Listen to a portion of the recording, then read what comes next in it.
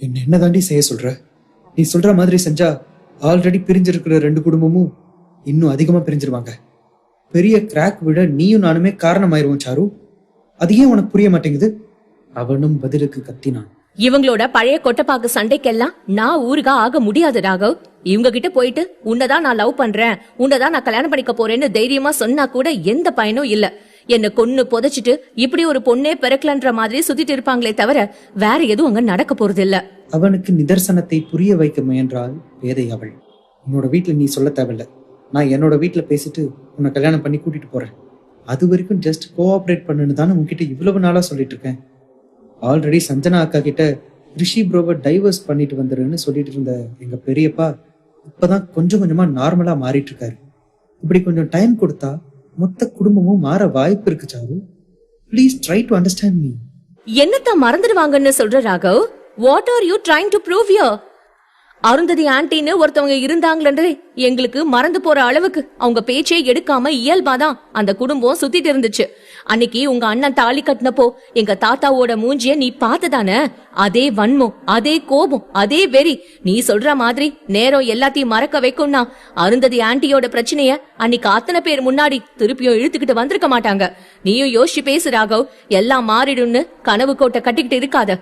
உன்னோட இமேஜினேஷன் வேர்ல்ட்ல இருந்து just come out. நீயும் நானே எங்கேயாவது போய் சந்தோஷமா இருக்கலாம்டா. சாரு கூறும்போதே அவளுடைய ஒரு கண்ணீர் துளி இடத்தை முத்தமிட்டது. தன்னவள் அழுகையில் பதறிப்போன ராகவ் செய்வதறியாது அவளை எடுத்து தன் மார்போடு அணைத்துக் கொள்ள தன்னவனை காற்று கூட புகாத அளவுக்கு இறுக்கமாக கட்டிப்பிடித்துக் கொண்டாள் சாரு. என்ன நடந்தாலும் தன்னவளை விட்டு பிரிந்து சென்று விடக்கூடாது எனும் உறுதியுடன் ராகவ் அவள் நெற்றியில் தன் முத்தத்தையும் முத்தமாய் கொடுக்க அதை தன்னுடைய அலைபேசியில் அழகாய் படமாக்கி கொண்டான்.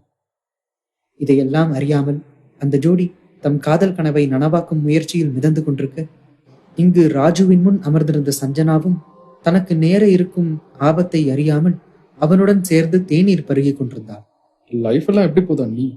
ரிஷி அண்ணா ரொம்ப மாறிட்டாருன்னு கேள்விப்பட்டேன். இந்த டிரான்ஸ்ஃபர்மேஷன் எல்லாம் நீங்க வரலன்னா சாத்தியமா இருந்திருக்காது. ராஜு கூறியபடியே தேநீரை அருந்த தன்னவன் நினைவில் மெல்ல புன்னகை புரிந்த சஞ்சனா தன் முகத்தில் விழுந்த சில முடிக்கற்றைகளை காதோரம் ஒதுக்கிவிட்டாள். வா, என்ன அடகடா சாமி!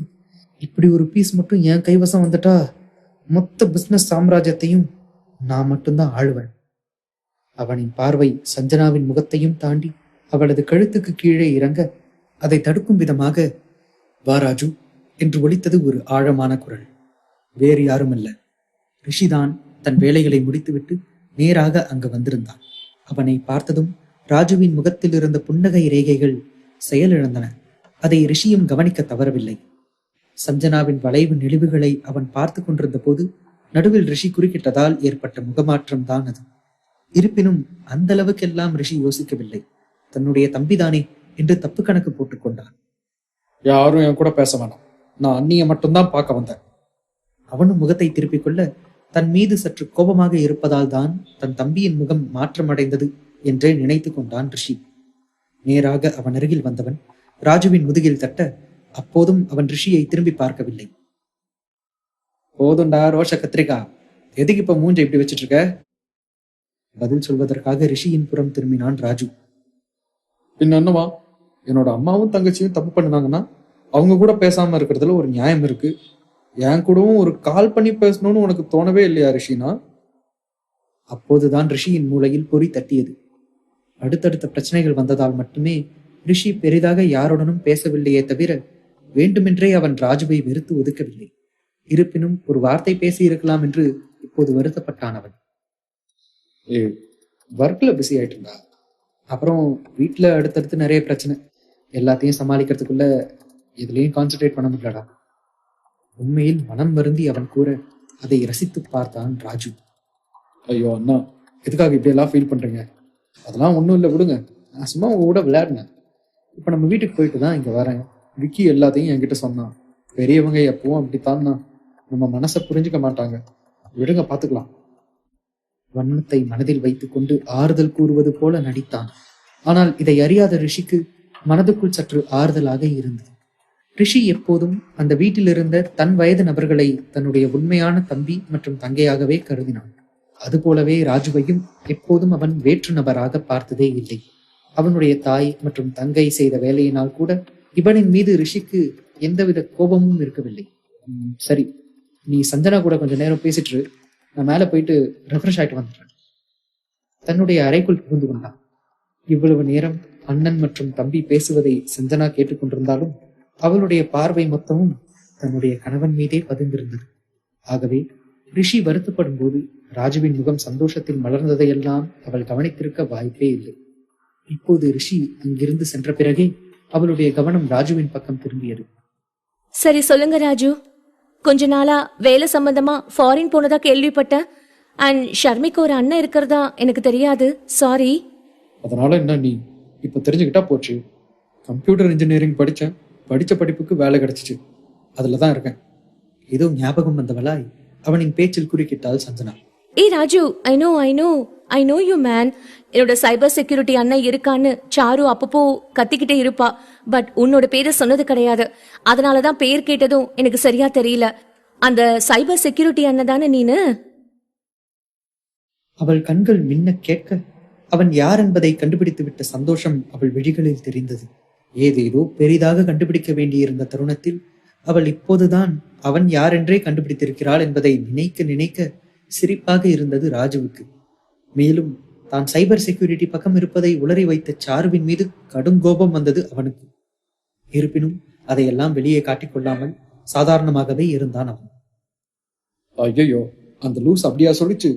கொஞ்சம் சைபர் செக்யூரிட்டி பக்கம் இன்ட்ரெஸ்ட் இருக்கு. பட் அதில் நான் இன்னும் காலடி எடுத்து வைக்கல. பார்க்கலாம், மேபி இன் ஃபியூச்சர். ராஜு சிரித்தபடியே சமாளிக்க சஞ்சனா ஏதோ யோசனையில் ஆழ்ந்தாள். இதுவரை பேசியது என்ன, எப்படி என்று அவளுக்கு தெரியவில்லை. ஆனால் அவன் இறுதியாக கூறிய அந்த விடயம் மட்டும் பொய் என்று அவளின் மூளை அடித்து கூறியது.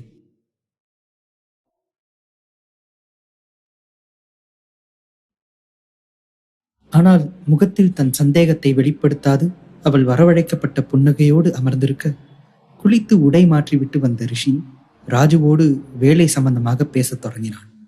இங்கு இவர்கள் பேச மெல்ல அலைபேசியை எடுத்துக்கொண்டு அறைக்குள் புகுந்த சஞ்சனா அழைத்தது என்னவோ சாருவுக்குத்தான். Hello sir. மறுமுனையில் அழைப்பு ஏற்கப்பட்டதுமே அழைத்தாள் சஞ்சனா. சொல்லுங்க அண்ணி, என்ன சடனா கால் பண்ணிருக்கீங்க? ஏதாவது முக்கியமான விஷயமா?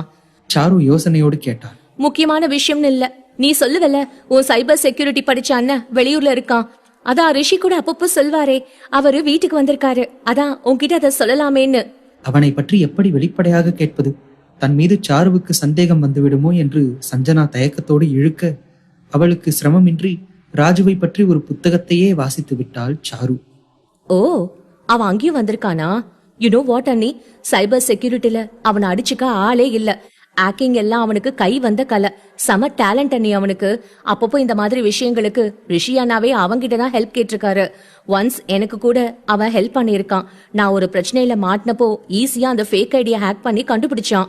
அவள் பேசிக்கொண்டே செல்ல ஏனோ சஞ்சனாவுக்கு ராஜுவின் மேல் சிறு சந்தேகம் துளிர்விட்டது. உறுதியாகும் வரை ரிஷியிடம் சொல்லக்கூடாது என்று நினைத்து கொண்டவள் அறையிலிருந்து வெளியே வந்து வாசலில் நின்றபடியே ராஜுவை நோட்டமிட்டாள். அவனோ ரிஷி பார்க்காத போது விழிகளில் வன்மத்தை கக்க, அதை பார்த்தவளின் இதயம் வேகமாக துடிக்க, ஏதோ ஒரு பயம் மீண்டும் மனதை தொற்றிக்கொண்டது. ராஜுவும் பேசிவிட்டு சஞ்சனாவை மேலிருந்து கீழ் விழிகளாலேயே பருகிவிட்டு அங்கிருந்து வெளியேற, ஆரம்பத்தில் உணராத அவனின் பார்வையில் இருந்த தவறை இப்போது கண்டுகொண்டாள் சஞ்சனா. ஆனால் இதை கணவனிடம் கொண்டு செல்ல ஏனோ மனம் இடம் கொடுக்கவில்லை. ஏற்கனவே சுற்றி நடந்த பல பிரச்சனைகளால் இதுவரை இல்லாத பதற்றத்தோடே அலைகிறான் ரிஷி. பல யோசனைகள் அவனுக்குள். தன்னால் தான் பல பிரச்சனைகள் என்று இவளுக்கும் ஏற்கனவே குற்ற உணர்ச்சியாக இருக்க, இதையும் சொல்லி அவன் தலையில் பாரத்தை இறக்க விரும்பவில்லை பெண்ணவள். ஏதாவது நேர்ந்தால் அப்போது பார்த்து கொள்ளலாம் என்று அத்தருணத்தில் அதை அவள் விட்டுவிட, அப்படி விட்டதே அவர்களுக்கு வினையாக வந்து முடிந்தது. அதே நேரம் இங்கு தனது அறைக்கு வந்த ராஜுவின் மனமோ அனல் போல் கொதித்துக் கொண்டிருந்தது. ஒரு பக்கம் ரிஷியின் நிம்மதியை குலைத்தது அவனுக்குள் சிறு சந்தோஷம் என்றாலும், இன்னொரு புறம் ரிஷியும் சஞ்சனாவும் சேர்ந்திருப்பதை அவனால் ஜீரணிக்க முடியவில்லை. பிஸ்னஸ், சொத்து, சஞ்சனா எல்லாமே கிடைச்சாலும் உனக்கு நிம்மதியே இருக்கக்கூடாது ரிஷி. இருக்கிற எல்லா சந்தோஷமும் உனக்குன்னா எப்படி ரிஷி? உன்னையே எல்லாரும் வீட்டில் தெய்வம் மாதிரி பார்க்கணும். அப்ப நானு அதான்டா அடிக்கு மேல அடியா உன் நிம்மதியை குலைக்க வந்திருக்கேன். என் அம்மாவையும் ஷர்மியையும் அவமானப்படுத்தி வீட்டை விட்டு துரத்துனதுக்கு நீ இன்னும் அனுபவிக்கணும். கூடிய சீக்கிரம் சஞ்சனாவையும் உன்கிட்ட இருந்து பிரிச்சு என் பசி கவலை இரையாக்குறேன். அவளை நினைச்சு நீ அழறத பார்க்கணும். அவனின் குரூர சிரிப்பு சத்தம் அந்த அறையையே நிரப்ப சஞ்சனாவின் அழகை அடைய வேண்டும் என்கிற வெறி அவனுக்குள் விருட்சமாக வளர்ந்திருந்தது. அடுத்த நாள் உறங்கிக் கொண்டிருந்த ரிஷியின் முகத்தில் சில நீர்த்துளிகள் விழ விழிகளை சுருக்கியவன் அருகே உணர்ந்த கஸ்தூரி மஞ்சள் வாசத்தில் இதற்கு காரணமானவள் யார் என்று உணர்ந்து இதழில் மெல்லிய புன்னகையை படரவிட்டான். அவன் புன்னகைத்ததுமே சஞ்சனா ஓடப்போக அதற்குள் விழிகளை மூடியவாறே அவள் இடை பற்றி தன்னை நோக்கி இழுத்த ரிஷி தன் மார்பில் பூக்குவியலாய் வந்து விழுந்தவளை இறுக அணைத்து கொண்டான். அவளுடைய வாசம் ஆண்மகனை கிறங்கச் செய்ய மூச்சை இழுத்து அவளின் கூந்தல் வாசத்தை உணர்ந்தவன் அப்படியே இதழால் அவளின் காது மடலை உரசினான். சனா. கிறக்கமாக அவனுடைய குரல் வர வெட்கத்திலும் கூச்சத்திலும் நெளிந்தாள் சஞ்சனா. ரிஷி, என்ன பண்றீங்க? என்ன விடுங்க. ஏற்கனவே நிறைய வேலை இருக்கு, ப்ராஜெக்ட் வேலை கூட இருக்கு. விடுங்க என்ன. அவனின் அணைப்பிற்குள்ளே இருந்தவாறு நெளிய ரிஷியின் கரங்களோ அவளின் உடலில் அத்துமீறி தன் தேடலை துவங்கின. அவளின் மறுப்பையெல்லாம் அவன் காதில் வாங்கிக் கொள்ளவே இல்லை. தன் மேல் படர்ந்திருந்தவளை மறுபுறம் புரட்டி போட்டு அவள் மேல் படர்ந்தவன் அவளின் கழுத்து வளைவில் முத்த அச்சாரங்களை முடிவில்லாது பதித்துக் கொண்டே போக உணர்ச்சியின் வேகத்தில் முணங்க ஆரம்பித்தாள் சஞ்சனா. ரிஷி, வேணாமே. நான் வேணாமே.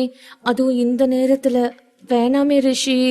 அந்த சுகத்தில் பேசக்கூட முடியாது அவளின் இதழ்கள் ஒரு போலியான மறுப்பை வெளிக்காட்ட கரங்களோ அவனின் தலைமுடியை பற்றி தடவியவாறு அவனின் செயலை ஊக்குவிப்பது போல் இருந்தது.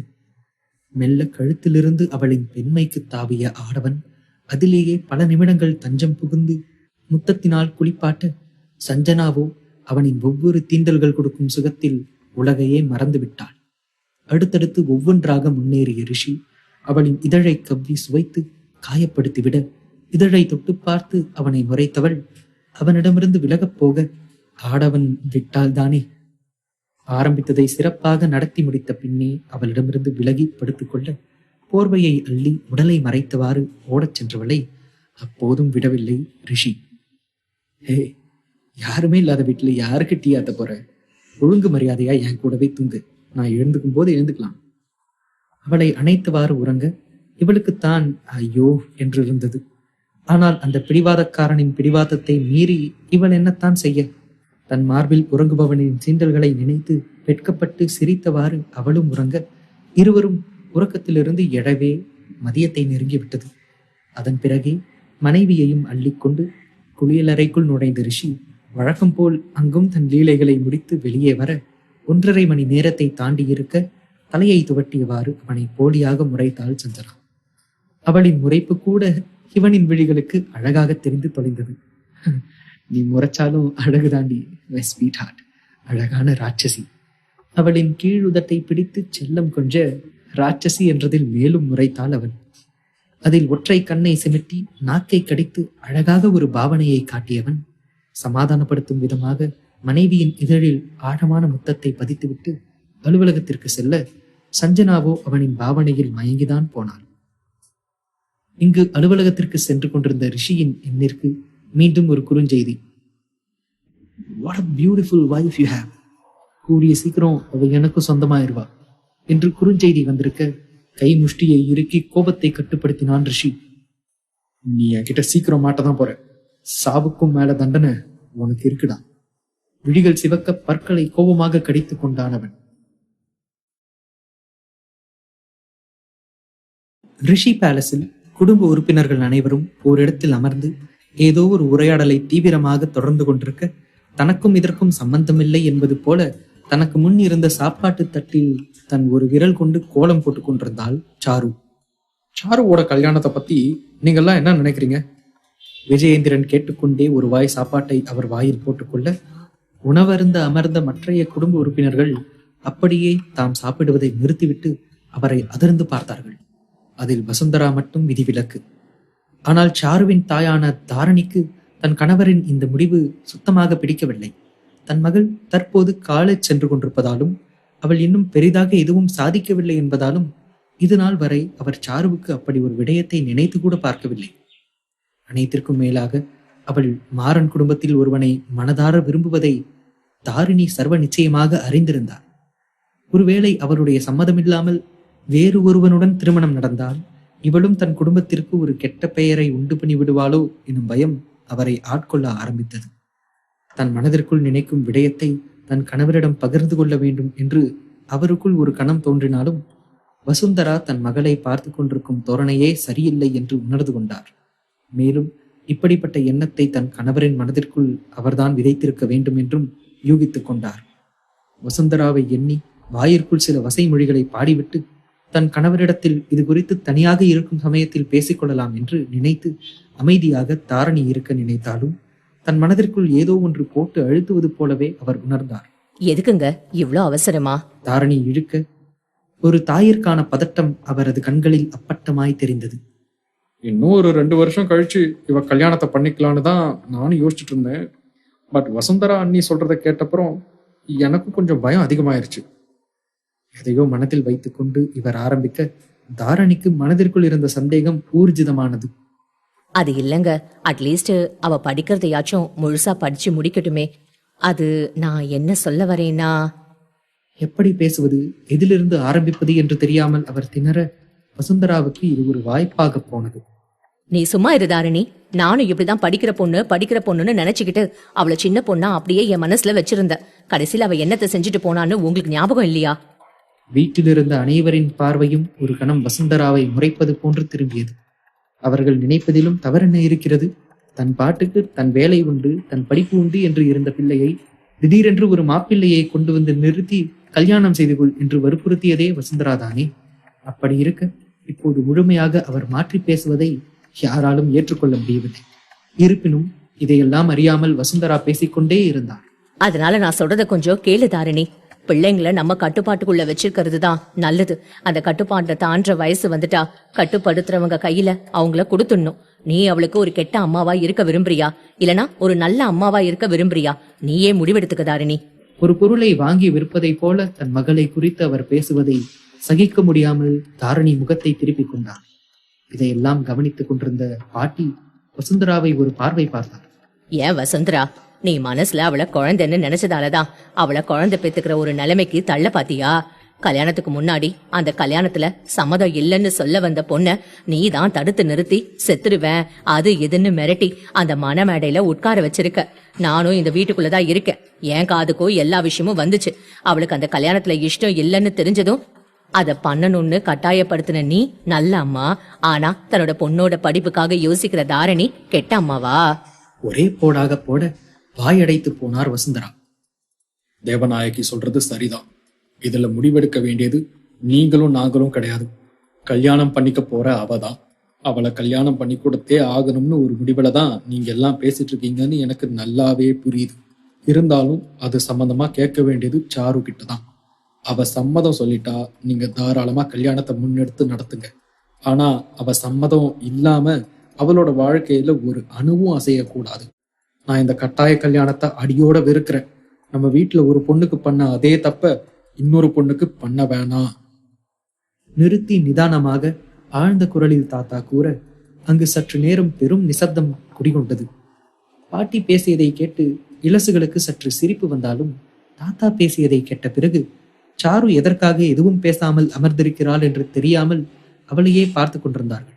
சிறு விடயமாக இருந்தாலும் வாய் தக்கம் என்று வரும்போது அதில் தன் பங்கை பெரிதாய் நிலைநாட்டும் சாரு இன்று எதுவும் பேசாமல் இருந்தது அனைவருக்கும் அதிர்ச்சிதான். ஆனால் இந்த பேச்சுக்கு சொந்தக்காரியோ தன் காதலனை பற்றியும் தன் காதலை பற்றியும் அல்லவா யோசித்துக் கொண்டிருக்கிறாள். தான் சிந்தித்துக் கொண்டிருக்கும் விடயத்தை தன் வாழ்விலிருந்து பறிக்கும் முயற்சி அங்கு தன் முன்னே அரங்கேறிக் கொண்டிருக்கிறது என்று கூட தெரியாமல் யோசனையில் இருந்தவளின் எண்ணக் கோடுகளை அவளது தந்தை விஜயேந்திரனின் குரல் நிஜ உலகிற்கு கொண்டு வந்தது. சாரு, சாரு 2-3 தடவைக்கு மேல் கத்தியதும் தான் ஏதோ விழிப்பு தட்டியது போல் மலங்க மலங்க விழித்தவாறு தன் தந்தையை பார்த்தார். என்னாச்சுப்பா? இதுவரை அவர்கள் பேசியதை அறியாது வழியே போய் இவள் வம்பை விலைக்கு வாங்க, என்னாச்சுப்பானா என்ன அர்த்தம்? உனக்கு சம்மதமா என்று கேட்டார் அவர். தலையும் புரியாமல் காலும் புரியாமல் அவர் அப்படி கேட்டதும் இருக்கும் யோசனையில் என்ன ஏது என்று கூட கேட்காமல் மேலும் கீழும் தலையாட்டினாள் சாரு. சப்பாஷ், இவளாச்சும் அரேஞ்ச் மேரேஜ் பண்ணிக்கிறேன்னு ஒத்துக்கிட்டாளே. அப்ப கூடிய சீக்கிரமே மாப்பிள்ளை வீட்டுக்காரங்களை வர சொல்ல வேண்டியதுதான். அப்போதுதான் ஒரு வாய் உணவை வாயில் போட்ட சாருவுக்கு உரை ஏறியது. எத? அதிர்ந்து போய் அவள் நிமிர்ந்து பார்க்க அவளையும் விட அதிர்ச்சியில் அப்படியே நின்று விட்டார் தாரணி. என்ன காரியம் செய்து விட்டாள் இவள்? தன் மகளின் யாருக்கும் பயப்படாத பேச்சை மட்டும்தான் மலை போல நம்பியிருந்தார் தாரணி. ஆனால் அவளே இவ்வாறு கூறிய பின்பு அந்த இடத்தில் தன்னுடைய வார்த்தைகள் இனி செல்லுபடி ஆகாது என்பதையும் புரிந்து கொண்டார். இவ அன்னைக்கு அந்த பையன் கூட அவளோட லவ் மேட்டர் விஷயமா பேசிட்டு இருந்தத நானே என் காதால கேட்டேனே. இப்ப எதுக்காக இவ இப்படி மாத்தி பேசுறா? ஒருவேளை அந்த பையனுக்கும் இவளுக்கும் பிரேக்கப் ஆயிடுச்சா? எதற்கும் பதில் தெரியாமல் தன் அகத்திற்குள் பேசிக் கொண்டவர் அதற்கு மேல் அங்கிருந்து உணவருந்த விருப்பம் இல்லாமல் எழுந்து சென்றார். பின்னர் ஒவ்வொருவராக தம் உணவை முடித்துக் கொண்டு அங்கிருந்து எழுந்து செல்ல நேரம் சென்றே உறக்கத்தை தழுவிய ராஜு அப்போதுதான் நித்ரா தேவிக்கு விடுதலை கொடுத்தான். காலையில் எழுந்ததுமே சென்று தன் ஆளுயர கண்ணாடி 2 அவன் திறக்க அதற்குள் எதையோ பார்த்து வன்மமாய் சிரித்தான். பின்பு ஒரு குளியலை போட்டுவிட்டு அவன் கீழே இறங்கி வர அனைவரும் அப்போது சாப்பிட்டு விட்டு தத்தமது வேலைக்கு கிளம்பி இருந்தார்கள். தன் அறையிலிருந்து கீழே வரும்போது அறையை பூட்டிவிட்டுத்தான் வந்தான் அவன். அதுவும் 4-5 முறை பூட்டித்தான் இருக்கிறதா என்று சரிபார்த்த பின்பே கீழே இறங்கி வந்திருந்தான். அப்படி அவன் தன் அறைக்குள் எதை மறைத்து வைத்திருக்கிறான் என்பது அவனுக்கே வெளிச்சம். பல நாட்கள் அந்த வீட்டில் அவன் இல்லை என்பதால் அவனுக்கு புதிதாக ஒரு அறைதான் அவன் தங்குவதற்காக கொடுக்கப்பட்டிருந்தது. ஆகவே என்னதான் அவன் வெளியே 10 பூட்டு போட்டு பூட்டி வைத்தாலும் அந்த அறையின் பின்னே ஒரு ஜன்னல் இருப்பதை அறியாமலே இருந்தான். தன் காலை உணவை முடித்துவிட்டு தன்னுடைய அறைக்கு திரும்பி வந்த தாரணியால் நிலை கொள்ளவே முடியவில்லை. இதற்கான விடையை அறிந்தே ஆக வேண்டும் என்ற ஒரு தீவிரத்தில் தன் மகளின் அறை கதவை சென்று தட்டினார். இப்போதைக்கு கதவை திறக்க முடியாது என்று சர்வ நிச்சயமாய் சாரு கூறிவிட வேறு வழியின்றி அவர் சென்று நின்றது என்னவோ சஞ்சனா மற்றும் ரிஷியின் வீட்டின் முன்புதான். வெளியே ஒரு விடயமாக சென்று வருவதாக வீட்டில் கூறிவிட்டுத்தான் அவர் இங்கு வந்திருக்கிறார். நன்றாக உறங்கிக் கொண்டிருந்த ரிஷி மற்றும் சஞ்சனாவின் உறக்கத்தை அவர்கள் அறையிலிருந்த இன்டர்காம் அதிர்ந்து கலைத்தது. ஓ காட், யார் வந்தாலும் நான் தூங்குற டைம்ல நான் இல்லைன்னு சொல்லி அனுப்பிறேன்னு இவனுக்கு எத்தனை வாட்டி சொல்றது? தன் வீட்டின் வாசற்காவலனை வசைப்பாடையபடியே அந்த அழைப்பை ஏற்று காதில் வைத்தவன் என்றான். சார், உங்களை பார்க்க தாரணின்னு ஒரு அம்மா வந்திருக்காங்க. கேட்டா உங்களோட சித்தி தான்னு சொல்றாங்க. நான் என்ன பண்ணட்டும்?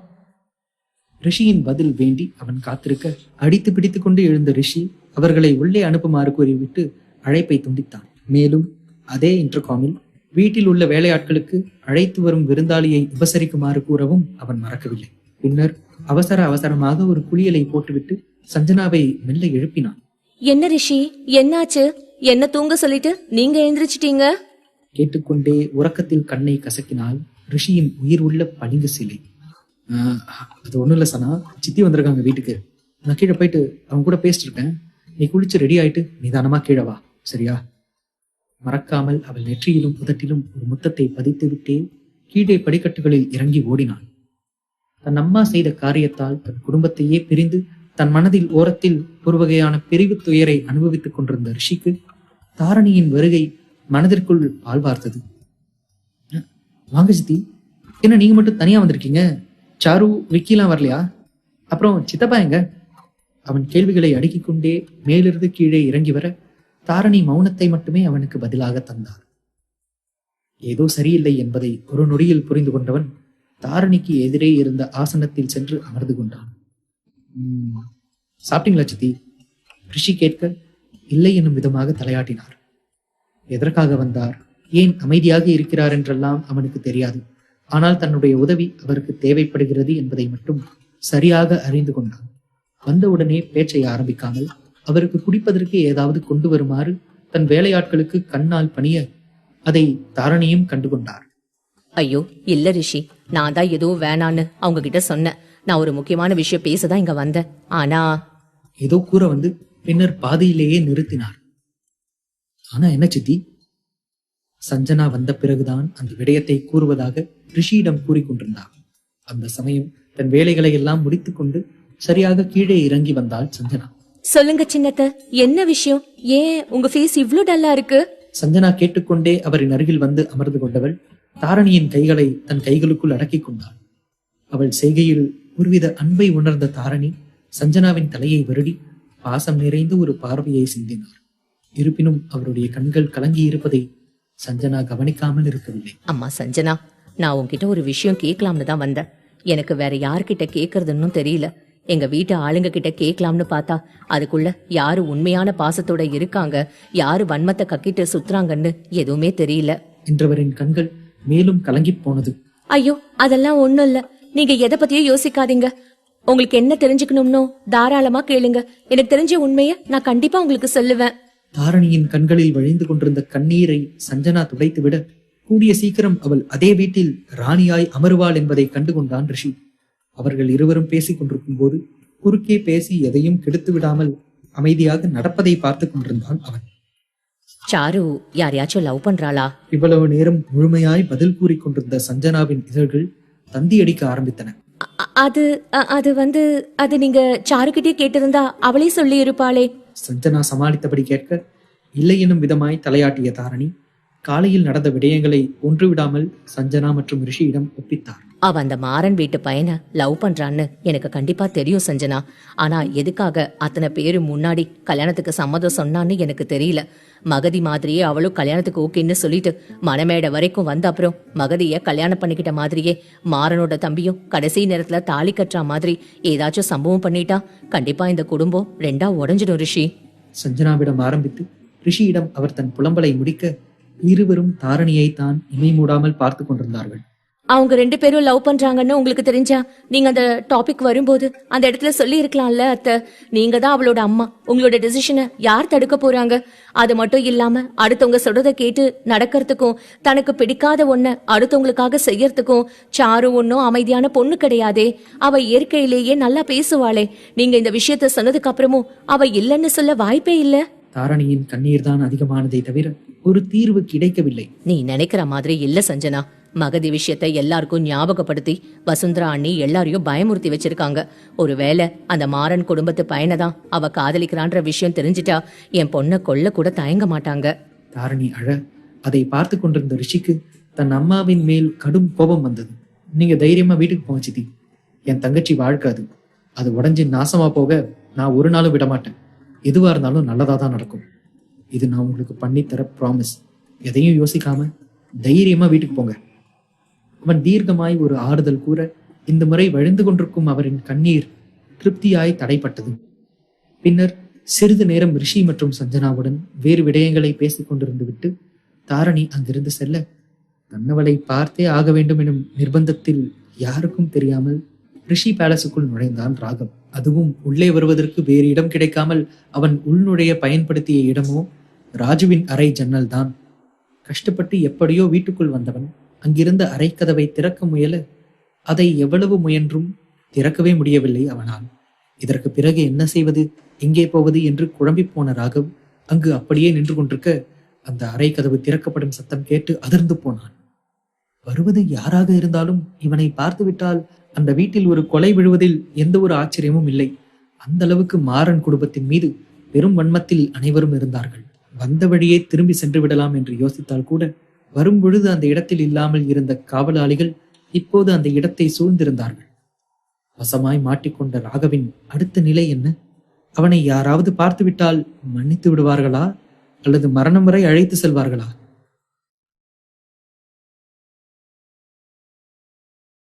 வீட்டில் திருமணம் என்று பேசியதும் அறைக்குள் அடைந்து கொண்ட சாரு அறையிலிருந்து வெளியே வரவே இல்லை. யாருடனும் அவள் பேசாமல் இருக்க தாரணியோ ரிஷியின் வீட்டிற்கு சென்று நடந்ததை அவனிடம் சொல்லி முடித்தார்.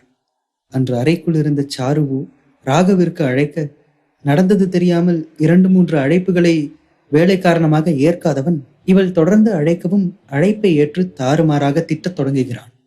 ஏய், அறிவு இருக்காடி? அதான் ஆன்சர் பண்ணல. அப்ப ஏதோ முக்கியமான வேலையில இருக்கான்னு புரிஞ்சுக்க மாட்டியா? இப்படித்தான் பண்ணிக்கிட்டே இருப்பியா? ராகவ் கத்திக்கொண்டே செல்ல ஏற்கனவே மனம் நொந்து போய் இருந்தவளுக்கு இவன் அதற்கு மேல் திட்டவும் அழுகையே வந்துவிட்டது.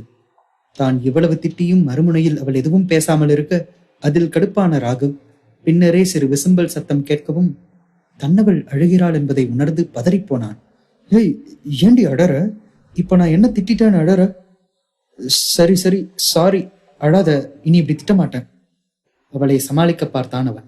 உன்னை நினைச்சுக்கிட்டு நாம சேருவோமா இல்லையான்னு பயந்துட்டு இருக்கிறது நான் தான். உனக்கு தான் என்ன பத்தி எந்த கவலையும் இல்லையே.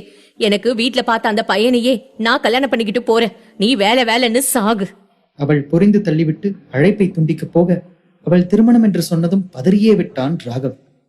ஹேய் இருடி, என்னடி சொல்ற? வீட்டுல மாப்பிள்ள பாக்குறாங்களா? நிஜமாதான் சொல்றியா? ஓ காட்! அவன் தலையை பீத்து கொள்ளாத குறையாக கத்த அவளோ நடந்தது மொத்தத்தையும் சொல்லி முடித்தாள். ஏனோ ராகவிற்கு அவள் சொன்னதை கேட்டு நிலை கொள்ள முடியவில்லை. அவனும் அறிவான் அல்லவா இரு குடும்பத்துக்கும் இடையில் உள்ள பிரச்சனையை.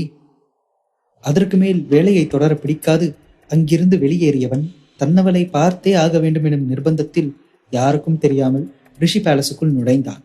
அதுவும் உள்ளே வருவதற்கு வேறு இடம் கிடைக்காமல் அவன் உள்நுழைய பயன்படுத்திய இடமோ ராஜுவின் அறை ஜன்னல் தான். கஷ்டப்பட்டு எப்படியோ வீட்டுக்குள் வந்தவன் அங்கிருந்த அறை கதவை திறக்க முயல அதை எவ்வளவு முயன்றும் திறக்கவே முடியவில்லை. இதற்கு பிறகு என்ன செய்வது, எங்கே போவது என்று குழம்பி போன ராகவ் அங்கு அப்படியே நின்று கொண்டிருக்க அந்த அறை கதவு திறக்கப்படும் சத்தம் கேட்டு அதிர்ந்து போனான். வந்த வழியே திரும்பி சென்று விடலாம் என்று யோசித்தால் கூட வரும்பொழுது அந்த இடத்தில் இல்லாமல் இருந்த காவலாளிகள் இப்பொழுது அந்த இடத்தை சூழ்ந்திருந்தார்கள். சில கணங்களில் ஏதேதோ யோசித்து உடனே அங்கிருந்த கண்ணாடிகள் பொருத்தப்பட்டிருந்த கபோர்டிற்குள் ராகவ் ஒளிந்து கொள்ள சரியாக அறை கதவை திறந்து கொண்டு உள்ளே வந்தான் ராஜு. அதே நேரம் என்ன செய்வது ஏது செய்வது என்று தெரியாமல் சாரு கட்டிலில் படுத்து அழுதே கரைய திடீரென கதவை திறந்து கொண்டு உள்ளே வந்தார் தாரணி. சாருவோ அரவம் உணர்ந்து நிமிர்ந்து பார்த்தாள். சாருமா, எனக்கு எல்லாமே தெரியும். நீ எதுக்கும் கவலைப்படாத. அம்மா உன்னை அந்த மாறன் குடும்பத்து பையன் கூட சேர்த்து வைப்பேன். நம்ம குடும்பமே எதிர்த்து நின்னாலும் அம்மா உனக்காக இருக்கேண்டா. நீ அழாம இரு, நான் எல்லாத்தையும் பாத்துக்கிறேன். நீ அந்த பையனை தான் கல்யாணம் பண்ணிப்ப. வந்ததும் வராமல் திடுதிப்பென்று ஏதேதோ பேசிக்கொண்டு செல்ல அழுகையை நிறுத்திவிட்டு தன் தாயை அதிர்ந்து போய் பார்த்திருந்தாள் சாரு. அவரும் தான் சொல்ல வேண்டியதை சொல்லிவிட்டு அறையிலிருந்து சென்றுவிட அங்கு ராஜுவின் அறைக்குள் மாட்டிக்கொண்ட ராகவின் நிலையோ பரிதாபகரமாக இருந்தது. போச்சு போச்சு, மாட்னா செத்தா சிவனாண்டி. ஊர்ல 10-15 பொண்ணுங்களை காதலிக்கிற பிளே பாய்ங்கெல்லாம் சந்தோஷமா இருக்கானுங்க. இவ ஒருத்திய மட்டும் உண்மையா காதலிச்சு நான் படுற அவஸ்தை இருக்கே, ஐயோ. இவன் தனக்குள்ளேயே புலம்பிக் கொண்டிருக்க ராஜுவோ அறைக்குள் நுழைந்தவன் கதவை தாளிட்டு குறுக்கும் நெடுக்குமாக நடந்து தீவிரமாக யோசித்துக் கொண்டிருந்தான். பின் என்ன நினைத்தானோ, ராகவ் ஒளிந்திருந்த கபோர்டை திறக்கப் போனவன் கபோர்டின் பிடியில் கை வைத்து மெல்ல திறக்க இவனுக்கோ சப்த நாடியும் அடங்கிவிட்டது. ஆனால் திடீரென ரிஷியண்ணா வந்திருக்காரு என சத்தம் கேட்க அதில் பதறியபடி வெளியே சென்று மாடியிலிருந்து எட்டி பார்த்தான் ராஜு. தாத்தா, பாட்டி, அம்மா, ரிஷியண்ணா வந்திருக்காரு நடு ஹாலில் கத்திக் கொண்டிருந்தான். ராஜுவும் வாசலை பார்க்க அங்கு ரிஷியின் கார் நிறுத்தப்பட்டிருந்தது. இப்ப இவன் வரலன்னு எவன் எழுதது? மறுபடியும் இந்த குடும்பத்தோட ஒட்டிக்க வந்துட்டானா? ராஜு யோசித்தவாறு அதற்கு மேல் அங்கு நிற்காது மாடியிலிருந்து கீழே இறங்கி சென்றான். ஆனால் ரிஷியின் மேல் கொடுத்த கவனத்தால் அவன் அரைக்கதவை பூட்டாததை மறந்திருக்க மெல்ல கதவு இடுக்கின் வழியே வெளியே பார்த்துவிட்டு கபோர்டில் இருந்து வெளியே வந்த ராகவ் அரைக்கதவு திறந்திருப்பதை பார்த்து இதுதான் சந்தர்ப்பம் என வெளியே ஓடி வந்து விட்டான். மெல்ல மெல்ல பதுங்கி சாருவின் அறையை தேடிச் சென்றவனுக்கு அவளின் அறையை கண்டுபிடிப்பது ஒன்றும் அத்தனை பெரிய சிரமமாக இருக்கவில்லை. ஏற்கனவே வீடியோ கால்களில் உரையாடும் போது அவள் தன் மொத்த வீட்டையும் சுற்றி காட்டியிருந்தாளே, அதுவே அவனின் மனதிற்குள் ஆழமாக பதிந்திருக்க அவளின் அறை கதவை லகுவாக கண்டு கொண்டான் ராகவ். ஏய் சாரு, நான் தான், கதவு தரடி. மெல்ல கதவை தட்டி அவன் சொல்ல கணங்கள் கூட சென்றிருக்காது வேகமாக கதவை திறந்து தன்னவனை உள்ளே இழுத்து எடுத்தாள் சாரு. அப்பாடா, நீ வந்துட்டியா? உனக்காக தான் வெயிட் பண்ணிட்டே இருந்த ராகவ். என்னால இதுக்கு மேல முடியலடா, பயமா இருக்கு. கண்டிப்பா நான் உன்னதான் காதலிக்கிறேன்னு தெரிஞ்சா ஒத்துக்கவே மாட்டாங்க. நீ என்னை இங்கிருந்து கூப்பிட்டுட்டு போயிடு, நாம ஓடி போய் கல்யாணம் பண்ணிப்போம். அவனை கட்டி அணைத்து அவனுடைய மார்பில் முகத்தை புதைத்தவாறு அவள் பேசிக்கொண்டே செல்ல அவனிடத்திலோ பலத்த அமைதி. தான் இவ்வளவு பேசுகிறோம், அமைதியாக இருக்கின்றானே என்று நினைத்தவாறு சாரு நிமிர்ந்து பார்க்க ராகவின் முகமோ பேய் அறைந்தது போன்று இருந்தது. ராகவ், ராகவ், டேய், ஏன் ஏதோ பேய் அடிச்ச மாதிரி இப்படி இருக்க ராகவ்? சாரு அவனை உழுக்க அவனோ அசைந்தபாடில்லை. ஏதோ ஒன்று அவனுடைய மூளைக்குள் ஓட தான் பார்த்த காட்சியில் உண்டான அதிர்ச்சியில் ராகம் நின்று கொண்டிருக்க பெண்ணவளோ அவனை உலுக்கி உலுக்கி பார்த்தாள். அதே நேரம் இங்கு ரிஷி வந்ததாக நினைத்து எல்லோரும் ஹாலுக்கு வர ராஜுவும் ரிஷியை தேடியவாறு ஹாலுக்கு வந்தான். ஆனால் அங்கு ரிஷி வந்திருக்கவில்லை. ஏதோ ஒரு முக்கியமான ஃபைலை தாத்தாவிடம் கொடுக்க சொல்லி ரிஷி அவனுடைய கார் ஓட்டுநரை அனுப்பி வைத்திருக்க அவனும் அந்த ஃபைலை கொடுத்துவிட்டு தன் வேலை முடிந்தது என அங்கிருந்து சென்று விட்டான். ரிஷி வரவே இல்லையா? அதான பார்த்தேன்.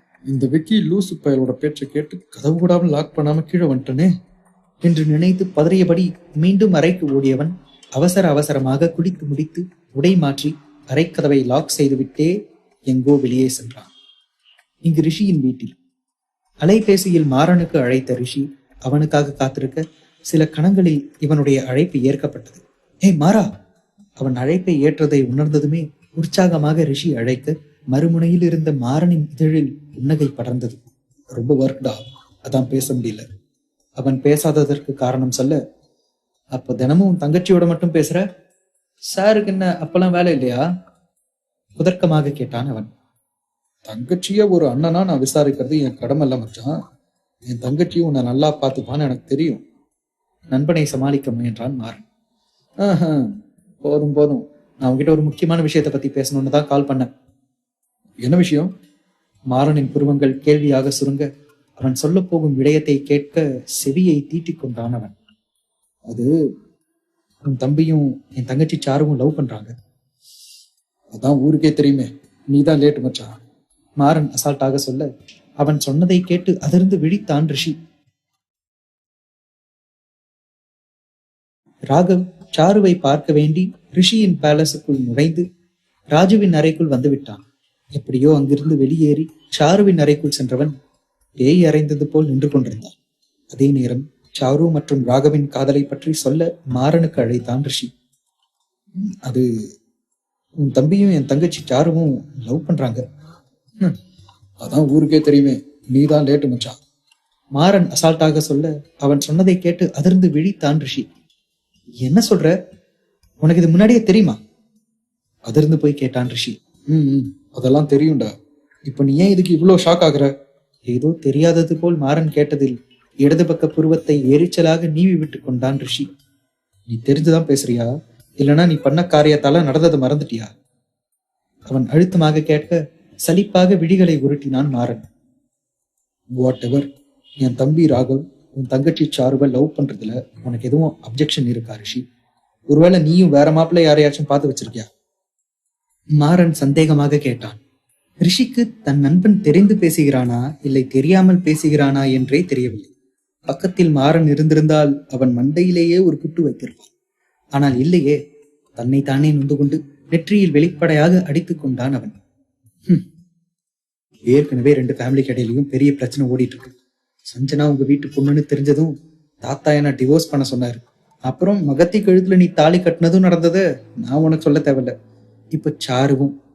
யூனோ வாட், தாரணி அத்தைக்கு எல்லாமே தெரியும். அவங்களுக்கு இதுல முழு சம்மதம்.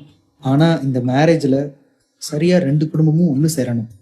என்ன பண்றதுன்னு ஒண்ணுமே புரியல. தான் பேச வேண்டியதை ரிஷி முழுதாக சொல்லி முடிக்க மாறனுக்கும் இப்போது யோசனை தொற்றிக் கொண்டது. டோன்ட் வரி ரிஷி, கண்டிப்பா கூடிய சீக்கிரத்துல 2 குடும்பமும் ஒண்ணு சேரும். Trust me. ஆனா பெரியப்பா வாழ்க்கையில என்ன நடந்துச்சுன்னு எனக்கு தெரியணும். பெரியப்பாவும் அருந்ததி அம்மாவும் எப்படி பிரிஞ்சாங்கன்னு சீக்கிரம் கண்டுபிடிக்கணும். உறுதியாக சொன்னான் Maran. Yes Maran, we have to. But அதுக்கு முன்னாடி நீ எப்ப இந்தியாவுக்கு வரதா இருக்க? சற்று ஆர்வத்தோடு கேட்டான். அது ப்ராஜெக்ட் ஒர்க் போயிட்டு இருக்கு, இன்னும் கொஞ்ச நாள்ல வந்துடுவேன். ஆனா சற்றென எதையோ நினைத்து பேச்சை நிறுத்தினான் மாறன். அவனின் மனநிலை ரிஷிக்கு புரியாமல் இல்லை. ஆனால் அவனே வாய் திறந்து சொல்லும் வரை எதுவும் பேசாது அமைதியாக காத்திருந்தான் அவன். மகதி, அந்த பெயரை சொல்லும் போதே மாறனுக்கு தொண்டை அடைத்தது. அவள் மேல் உள்ள அவனுடைய காதல் கொஞ்சமும் குறையவில்லை. சிறு வயதிலிருந்தே விதையாகி வேர்விட்டு விருட்சமாக வளர்ந்த காதல் அது. இருவரும் பிரிந்திருந்தாலும் மகத்தியை பற்றிய ஒவ்வொன்றையும் கண்காணித்து தெரிந்தே வைத்திருக்கிறான் மாறன். ஆனால் அவள் மேல் உள்ள ஆத்திரம் அவரிடம் செல்ல விடவில்லை. காதலில் முக்கியமே நம்பிக்கை. அந்த நம்பிக்கையே இல்லாமல் தன்னை சந்தேகித்து விட்டாள் என்ற வேதனை, கோபம், ஆத்திரம் அவனுக்குள் இருந்து கொண்டே இருந்தன. ஒருவேளை நேர்ல மீட் பண்ணிக்கிட்டீங்கன்னா எல்லாமே சரியாயிரும்னு தோணுது மாறா. இந்த பிரிவை நீங்களா ஏற்படுத்தியிருக்கீங்க. நீயாச்சும் போய் மகத்திக்கிட்ட பேச. ரிஷி ஒரு அண்ணனாக தன் தங்கையின் வாழ்க்கையை எண்ணி வேதனைப்பட அகமும் முகமும் இறுகி போனான் மாறன். இந்த பிரிவு எங்களுக்கு வேணும்டா. காதலை உணர்த்த பிரிவை விட சிறந்த மருந்து எதுவுமே இல்லை. மகத்திக்கு என்னோட காதல் புரியல மச்சான். என்னோட காதலை பத்தி அவளுக்கு நிரூபிச்சே நான் டயர்ட் ஆயிட்டேன். இனஃப். என்ன நடக்க இருக்கோ அது நடக்கட்டும். இனி நானா அவ வாழ்க்கைக்குள்ள போக மாட்டேன் என்று அவனுடைய வார்த்தைகளில் அத்தனை உறுதி தெரிய அதற்கு மேல் பேச தோன்றவில்லை ரிஷிக்கு. சரிடா, சீக்கிரம் மீட் பண்ணலாம். எதுக்கும் ராகவன் சாரு மேட்ரை உங்க வீட்டுக்கு சொல்லி புரிய வைக்க ட்ரை பண்ணு. I will call you later. Rishi அழைப்பை துண்டித்தான். தனது அலைபேசி திரையில் முத்துப்பற்கள் தெரிய சிரித்துக் கொண்டிருக்கும் தன் மனைவி மகத்தியின் புகைப்படத்தை விழிகளில் காதல் நிரம்பி ஓட விரல்களால் வருடினான் மாறன். அதே நேரம் சாருவின் அறையில் தன் முன்னே பேய் அறைந்தது போல் நின்று கொண்டிருந்த ராகவை சாரு உலுக்கி நினைவுலகத்திற்கு கொண்டு வர முயற்சிக்க அவனோ எதுவுமே பேசிய பாடில்லை. ராகவ்! சாரு கத்தியவாறு அவனின் தொடையை வலிக்க கிள்ளி எடுக்க ஆ என்ற கத்தலோடு நடப்புக்கு வந்தான் ராகவ். என்னாச்சு ராகவ்? ஏன் இப்படி நின்னுட்டு இருக்க? எதுவும் புரியாமல் கேட்டாள் அவன். அதெல்லாம் ஒண்ணும் இல்ல சாருமா, பார்க்க கூடாத ஒன்ன பார்த்துட்டேன், அதான். யோசனையோடு இழுக்க சாருவோ அவன் சொல்வதன் அர்த்தம் புரியாது கேள்வியாக விழிகளை சுருக்கினான். அதெல்லாம் ஒண்ணும் இல்ல, நான் உன்கிட்ட ஒண்ணு மட்டும் சொல்றேன். உன் கழுத்துல என்ன தவிர வேற யாரையும் நான் தாலி கட்ட விட மாட்டேன். நான் எப்பவும் உனக்காக இருப்பேன். I love you so much and trust me. 2 குடும்பமும் சேர்ந்து நம்ம கல்யாணத்தை ஜாம்னு நடத்தி வைக்கும். நீ எதை பத்தியும் யோசிக்காத. Everything will be fine. ஆறுதலாக சில வார்த்தைகளை பேசிவிட்டு அவளின் கண்ணீரை துடைத்து விட்டவன் தன்னவளின் நெற்றியில் அழுந்த முத்தத்தை பதிக்க புன்னகையோடு விழிகளை மூடிக்கொண்டாள் சாரு. நான் போகணும், ஒரு முக்கியமான வேலை இருக்கு. அவன் வேகமாக செல்ல போக அவனின் கரத்தை பற்றி இழுத்தாள் அவள். ராகவோ என்னவென்று புரியாமல் விழிக்க அவனின் சட்டை காலரை பற்றி தன் முகம் நோக்கி குனியச் செய்தவள் அவனின் வன்மையான இதழ் மேல் தன் மென்மையான இதழை அழுத்தமாக பதிக்க முதலில் அதிர்ந்தவன் காதலோடு அவளுக்கு இசைந்து கொடுத்தான். அன்றிரவு ரிஷியோ நன்றாக உறங்கிக் கொண்டிருக்க புரண்டு புரண்டு படுத்திருந்த சஞ்சனாவிற்கு உறக்கமே வரவில்லை. ச என்று சலித்தவாறு அவள் பக்கத்தில் உறங்கிக் கொண்டிருப்பவனை பார்க்க அவனின் சீரான மூச்சுக்காற்று அவன் நன்றாக உறங்குவதை உணர்த்தியது. மெல்ல அவனை நெருங்கியவள் அவனின் மூக்கை பிடித்து செல்லமாக கிள்ளினாள். உறங்கும் போது கூட அந்த ஆடவனின் அழகு அவளை இம்சிக்கத்தான் செய்தது. மாமு, இப்படி உங்களை கூப்பிட்டு எவ்வளவு நாளாச்சு. ராத்திரியில கூட இவ்வளவு அழகா இருக்கீங்க மாமு. அப்போ எந்த பொண்ணுக்கு தான் உங்களை பிடிக்காது? நான் உங்க வாழ்க்கையில வந்த தருணங்கள் எல்லாம் ஏதோ கனவு மாதிரி இருக்கு ரிஷி. உங்க மேல உண்டான காதல் நான் கொஞ்சம் கூட எதிர்பார்க்காத ஒண்ணு. I love that feeling. I am very pleased to have you in my life Rishi மாமு.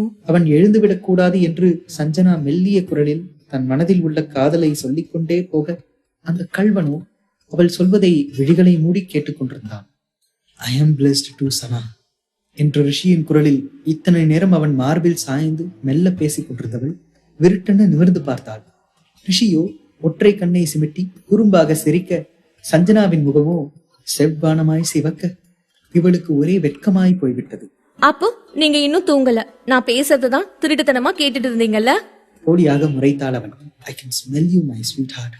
நீ பக்கத்துல வந்ததுமே நான் முழிச்சிட்டேன். அவன் சிரிக்க வெட்கத்தில் முகத்தை மூடிக்கொண்டாள் சஞ்சனா. ரிஷியோ தன்னவளை ஒரு கரத்தால் அணைத்தவாறு மற்ற கரத்தால் அவள் முகத்தை மூடியிருந்த அவளின் கரத்தை எடுத்து அவளின் இதழோரத்தில் முத்தத்தை பதிக்க அவளோ தன்னவனின் கன்னத்தில் ஆழமான முத்தம் ஒன்றை வைத்தாள். இது போதாதே. அவன் பாவமாக முகத்தை வைக்க அவனின் மறுகண்ணத்தில் 2வது முத்தத்தை பதித்தாள் சஞ்சனா. அவனோ மீண்டும் இல்லை எனும் விதமாக தலையாட்ட அவனின் நெற்றியில் முத்தத்தை பதித்தவள் அவனின் கண்கள், நாசி, நாடி என ஒவ்வொன்றிற்கும் முத்தங்களை வாரி இறைக்க அவளின் மணவாளனுக்கு அந்த முத்தங்கள் எல்லாம் போதவே இல்லை. ரிஷியோ அப்போதும் இல்லை என்று சொல்லி குறும்பாக சிரிக்க பதிலுக்கு குறும்பு புன்னகை புரிந்த அவனின் மனைவி அவனின் அடர்ந்த கேசத்தில் விரல்களை நுழைத்து இறுகப் பற்றி மெல்ல அவனின் இதழ் மேல் தன் இதழை பொருத்த விழிகளை மூடிக்கொண்டான் ரிஷி. எப்போதும் அதிரடியாக தன்னவளுக்கு முத்தத்தை கொடுப்பவன் தான் ரிஷி. இன்று அவளாக கொடுத்த இதழ் முத்தம் அவனுக்கு அமிர்தமாக தோன்ற அவளுக்கு தன் இதழை தானம் செய்துவிட்டு அமைதியாக அந்த சுகத்தை அனுபவித்தான். அவன் இசைந்து கொடுக்க கொடுக்க பெண்ணவள் வேகத்தை கூட்ட பாவம் ஆடவனே என்று மூச்சுக்கு திணறிவிட்டான். இங்கு இவர்கள் மாய வலையில் சிக்கி சுகத்தை அனுபவிக்க தனதருகில் இன்று தான் பார்த்த காட்சியை எண்ணி தீவிர யோசனையில் இருந்தான் ராகவ்.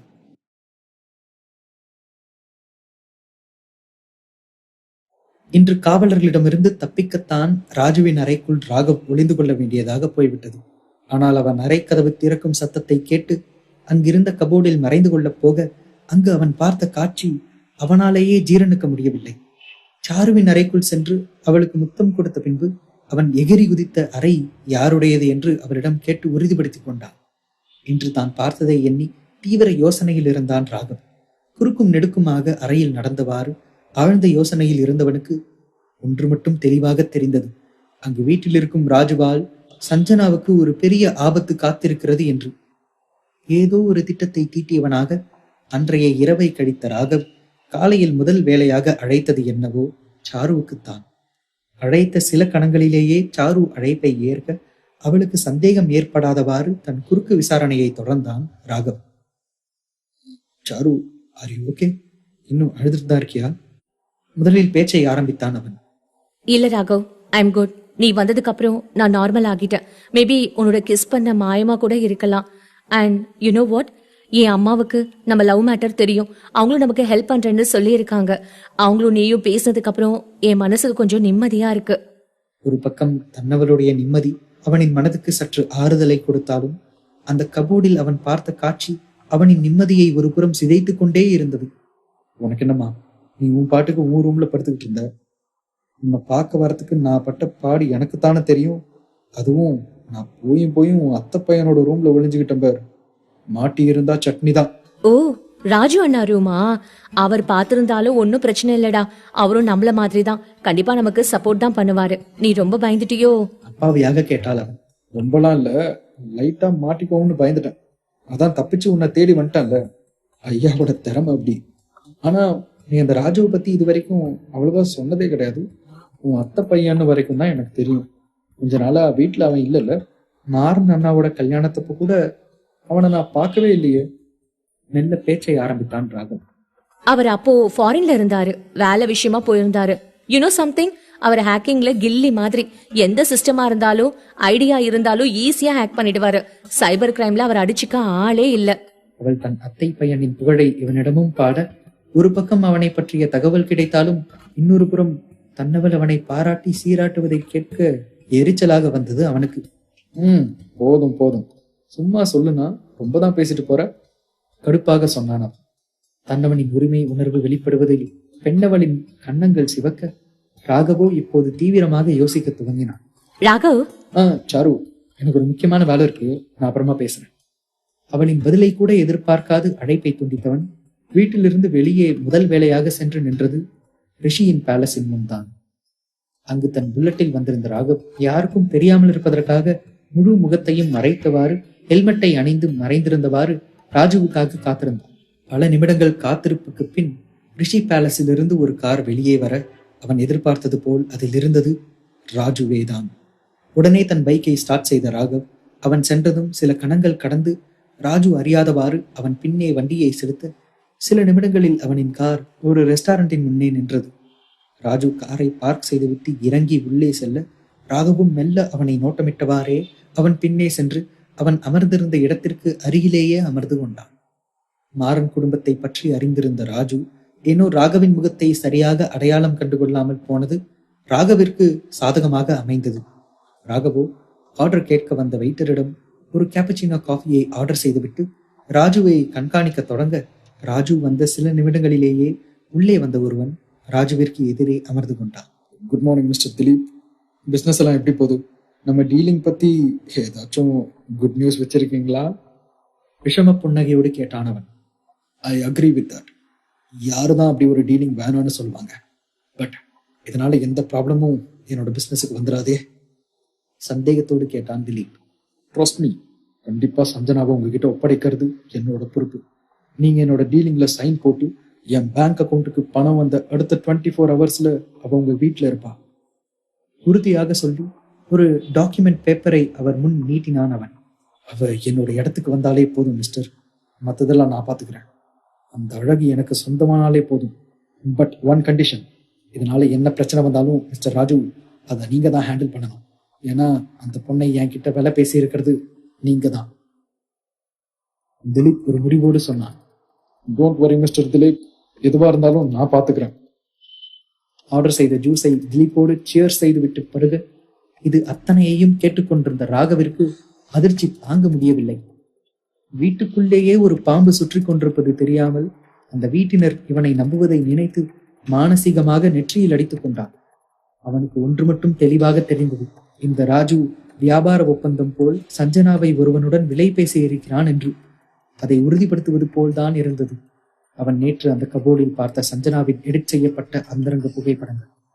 இதை இப்படியே விடக்கூடாது என்று மட்டும் தோன்றியது அவனுக்கு. உடனடியாக ரிஷியிடம் தெரிவிக்க வேண்டும். இருக்கும் கோபத்திற்கும் ஆத்திரத்திற்கும் விட்டால் இங்கேயே ராஜுவை அடித்து புரட்டி எடுத்து விடுவான். ஆனால் எப்போதும் நிதானம் என்பது அவசியம். இப்போது தான் அவசரப்பட்டு அவன் தப்பித்து விடக்கூடாது என்பதில் உறுதியாக இருந்தான் ராகவ். கை முஷ்டியை இறுக்கி கோபத்தை கட்டுப்படுத்திக் கொண்டு அவன் பொறுமையாக அமர்ந்திருக்க அடுத்த சில நிமிடங்களில் ராஜுவும் திலீப்பும் அங்கிருந்து கலைந்தனர். அதன் பிறகே அங்கிருந்து வெளியேறியவன் உடனே தன் வீட்டிற்கு புல்லட்டை வேகமாக செலுத்தினான். வீட்டிற்குள் நுழைந்து அறை கதவை சாத்தி உடனே அவன் அழைத்தது ரிஷிக்குத்தான். அவன் அழைப்பை எடுத்த சில கணங்களில் ரிஷி அழைப்பை ஏற்றிருக்க அவனை பேச விடாது தான் பேச வேண்டியதை மட்டும் பேசி முடித்தான் ராகவ். ரிஷி அண்ணா, நான் இப்போ உங்க தாத்தா வீட்டுக்கு தான் போக போறேன். ஒரு முக்கியமான விஷயத்த உங்ககிட்ட சொல்லியே ஆகணும். சீக்கிரம் அங்க வந்துருங்க. சஞ்சனாக்கா வேணாம், நீங்க தனியாவே வாங்க. படபடவென பேசி முடித்து அழைப்பை துண்டிக்க ரிஷிக்கு ஒரு கணம் எதுவுமே புரியவில்லை. இவன் என்ன அவன் பாட்டுக்கு ஏதேதோ சொல்லிட்டு கட் பண்ணிட்டான். ஒருவேளை இவன் லவ் மேட்டரை பத்தி பேச போறானோ? Oh shit. பொறுமையா இருக்க சொல்லுங்க, ஃபேமிலி ப்ராப்ளம் வராம நான் இதை ஹேண்டில் பண்றேன்னு சித்திக்கிட்ட சொன்னனே. எதையாச்சும் அவசர அவசரமா பண்ண வேண்டியது, அப்புறம் ப்ராப்ளம் பெருசானதுக்கு அப்புறமா நம்மளை தேடி வர வேண்டியது. புலம்பிக் கொண்டே ராகவ் அவனுடைய காதல் விவகாரத்தை பற்றி பேசப் போகிறான் என்றுதான் நினைத்து கொண்டான். அதே நேரம் ரிஷியிடம் பேசிவிட்டு வீட்டிலிருந்து வெளியேறப் போன ராகவை அழைத்து தடுத்து நிறுத்தினார் சுரேஷ். ஏய் நில்லு, வந்ததும் வராததுமா மறுபடியும் எங்க போற? உன் பாட்டுக்கு போற, கேட்டா ஒண்ணுமே சொல்ல மாட்டேங்கிற. என்ன நினைச்சிட்டு இருக்க நீ? கண்டிப்பு குரலில் கேட்டார் அவர். நான் இப்போ ரிஷி அண்ணாவோட தாத்தா வீட்டுக்கு போறேன். ஒரு முக்கியமான மேட்ரு. இப்ப எனக்கு பேச நேரம் இல்லை. டேய் டேய் அவர் கத்த அவரின் அழைப்பை எல்லாம் காதில் வாங்கிக் கொள்ளாது அவன் பாட்டிற்கு வீட்டிலிருந்து வெளியேறியவன் தன் புல்லட்டை எடுத்துக்கொண்டு ரிஷியின் பேலஸுக்கு சென்றான். அவன் சொல்லிவிட்டு சென்ற இடத்தை கேட்டதும் அதிர்ந்து விட்டார் சுரேஷ். என்ன சொல்லிட்டு போறான் இவன்? ஏன் அங்க போகணும்?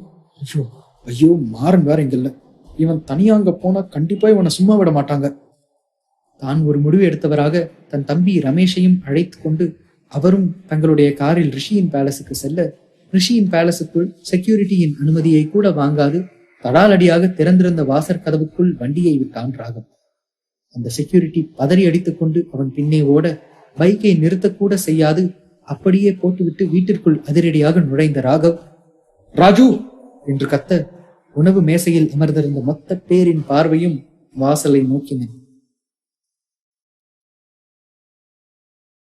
அங்கு ஒரு வெறி பிடித்தவனைப் போல நின்று கொண்டிருந்த ராகவை பார்த்த எவருக்கும் எதுவுமே புரியவில்லை.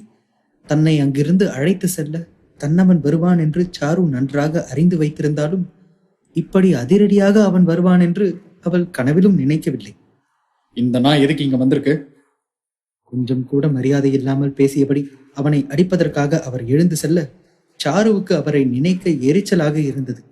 மேலும் தன்னவனுக்கு எதுவும் ஆகிவிடக்கூடாது என்ற எண்ணமே அவளின் மனதில் மேலோங்க அடுத்த கணமே அவளும் எழுந்து சந்திரனின் பின்னால் ஓடினாள். இந்த வீட்டுக்குள்ள வந்த அந்த சனியனை உயிரோட விடாதீங்க.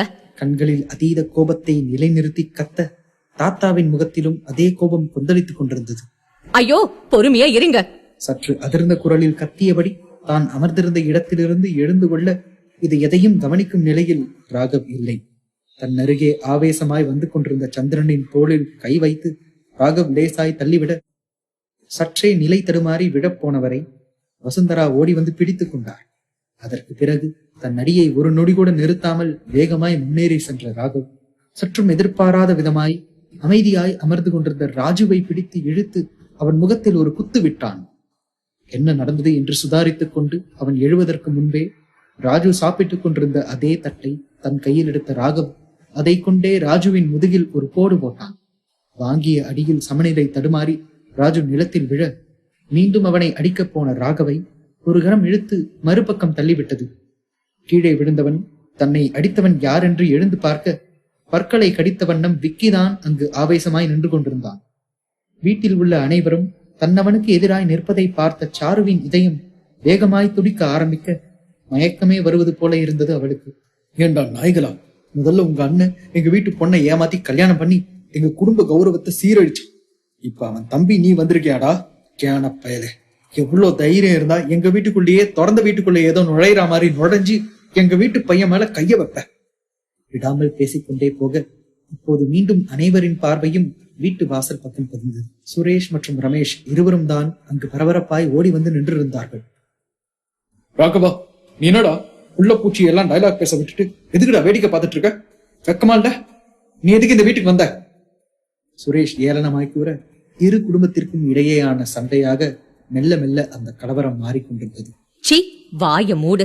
வெக்கத்தை பத்தி நீ லெக்சர் எடுக்கிறியா? மானம் கெட்டவனே, இதை எல்லாத்தையும் ஆரம்பிச்சு வச்சவனே நீதான். பேசுறத பார்த்து பேசுங்க வசுந்தரா. எங்க வீட்டு பையனை அடிக்கிறதுக்கு முன்னாடி அதை நீ யோசிச்சிருக்கணும் சுரேஷ்.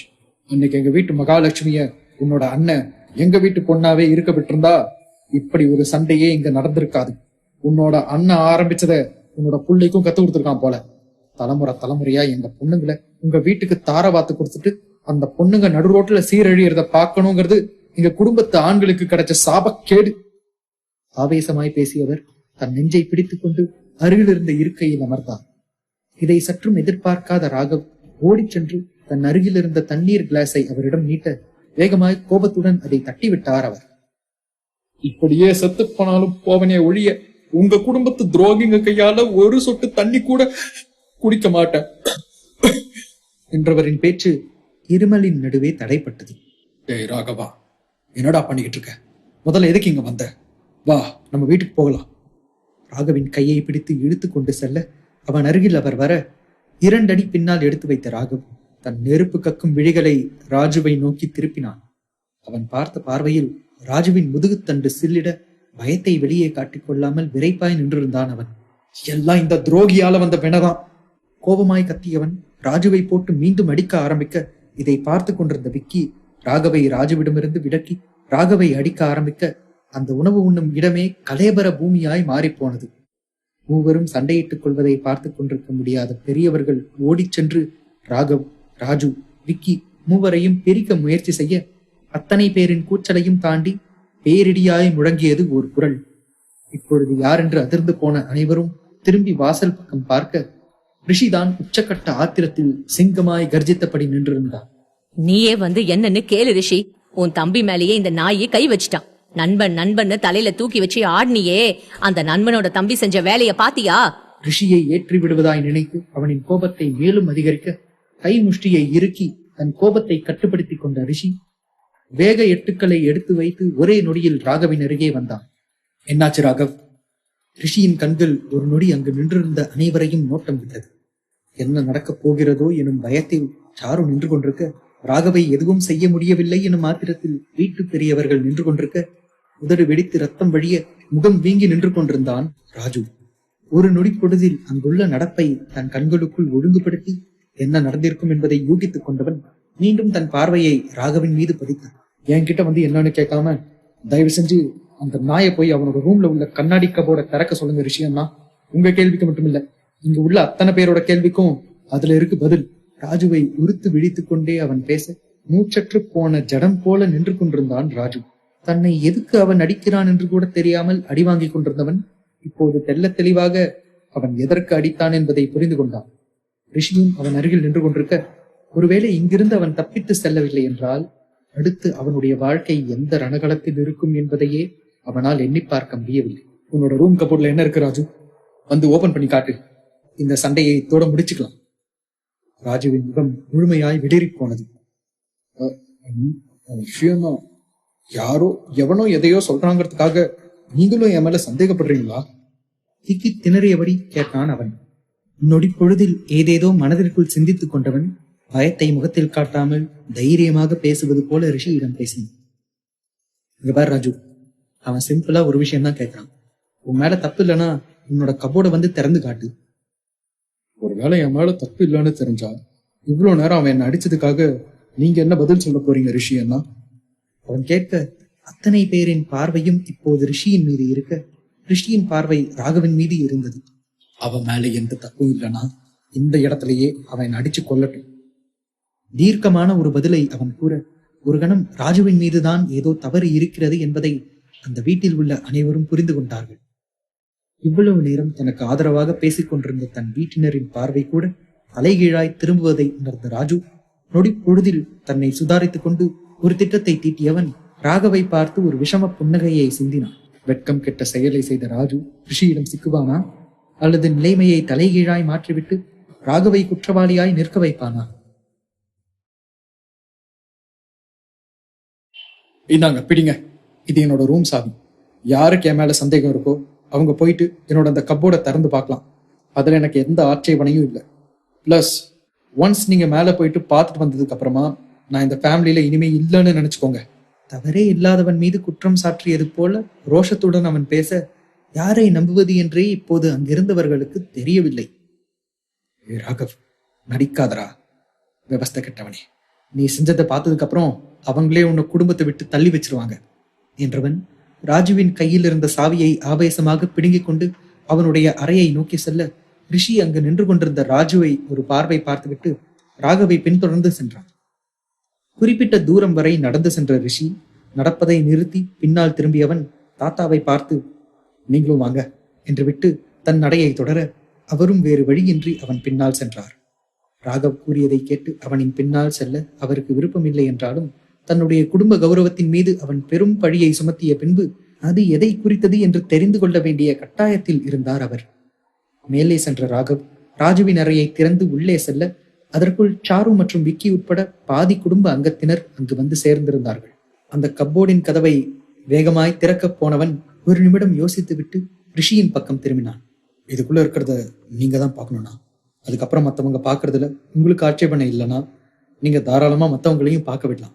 அடியும் இல்லாமல் நுனியும் இல்லாமல் ராகவ் பேச தன் புருவங்கள் இரண்டும் முடிச்சிட ஒரு யோசனையுடனே அந்த கபோர்டின் கதவுகளை திறந்தான் ரிஷி.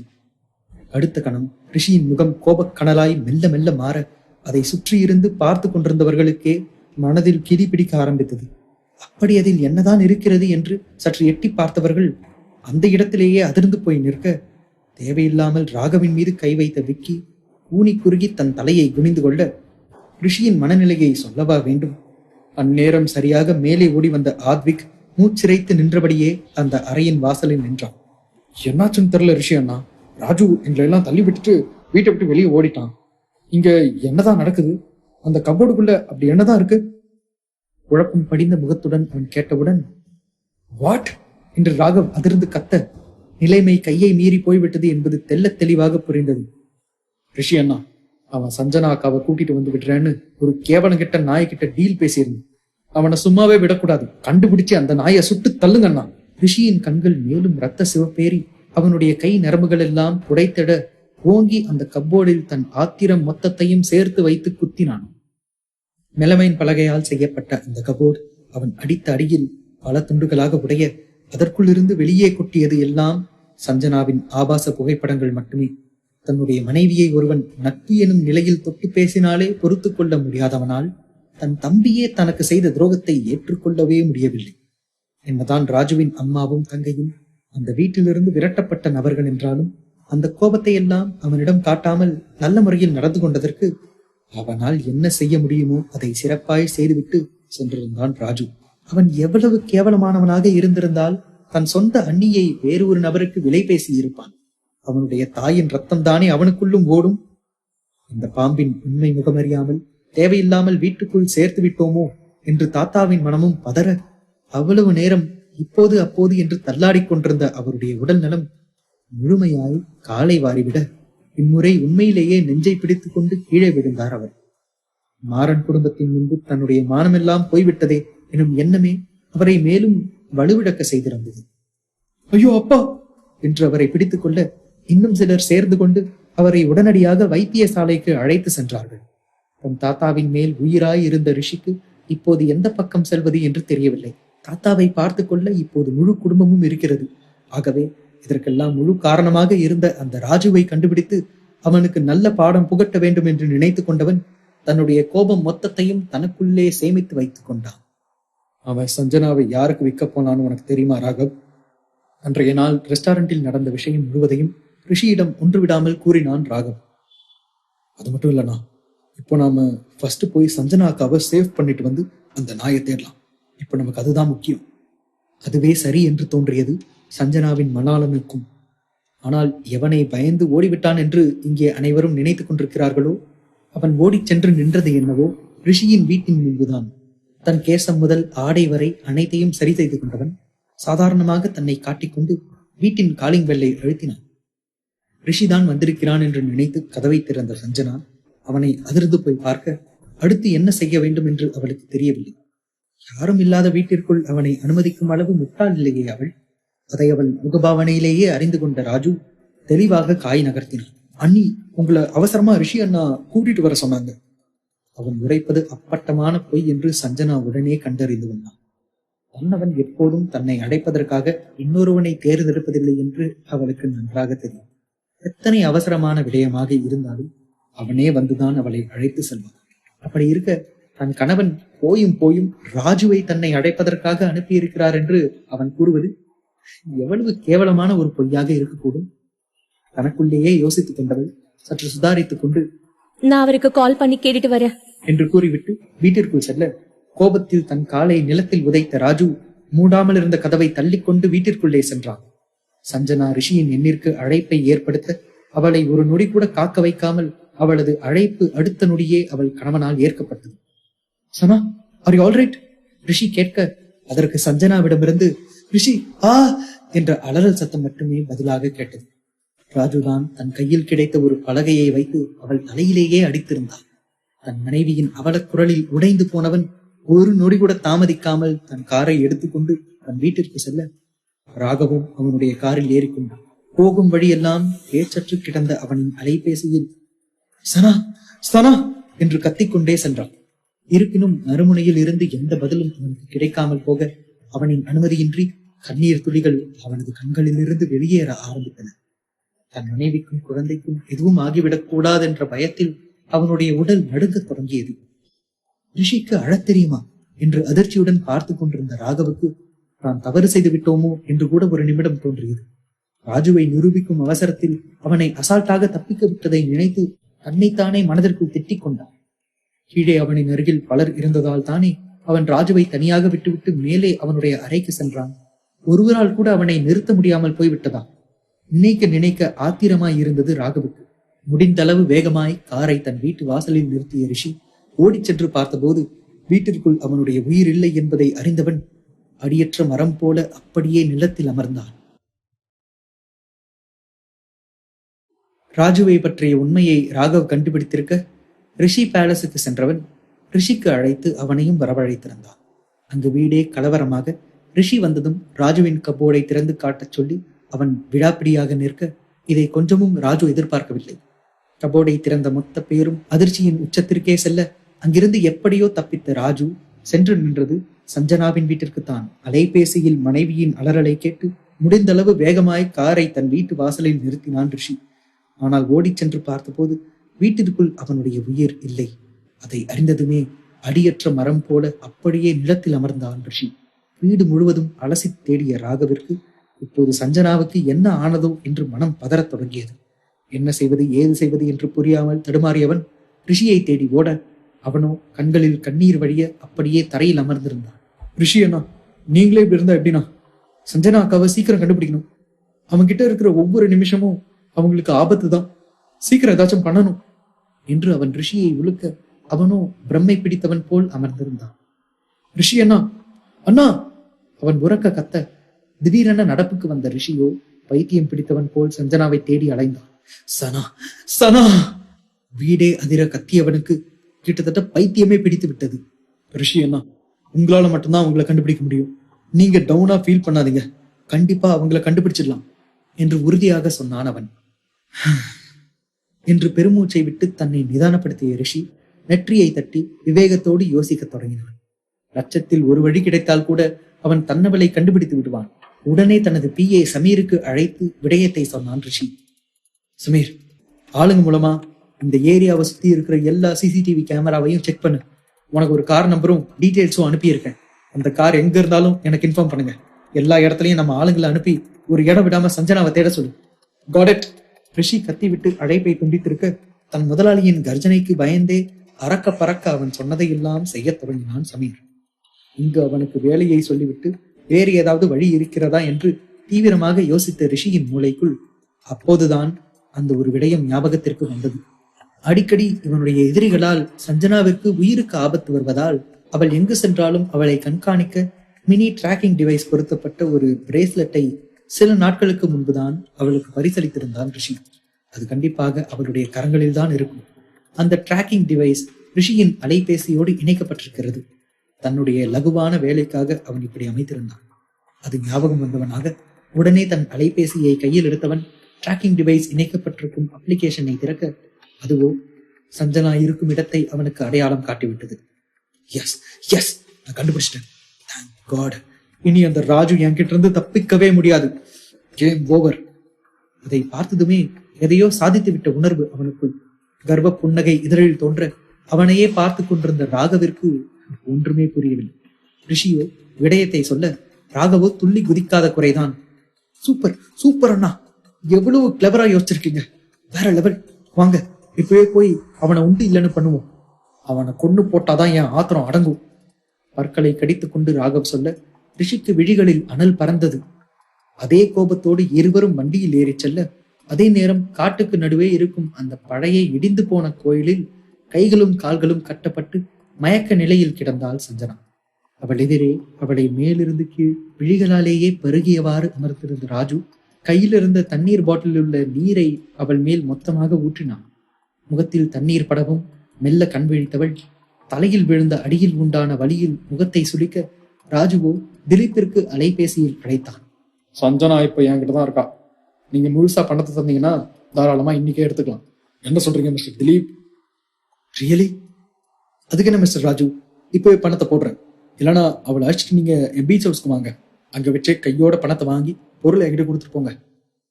அவளை ஒரு வியாபார பொருளாக பேசினான் திலீப். பொருளா? ஏதோ ஒண்ணு, உங்க விருப்பம் மிஸ்டர் திலீப். 1 hourல உங்க கெஸ்ட் ஹவுஸ்ல இருப்பேன்.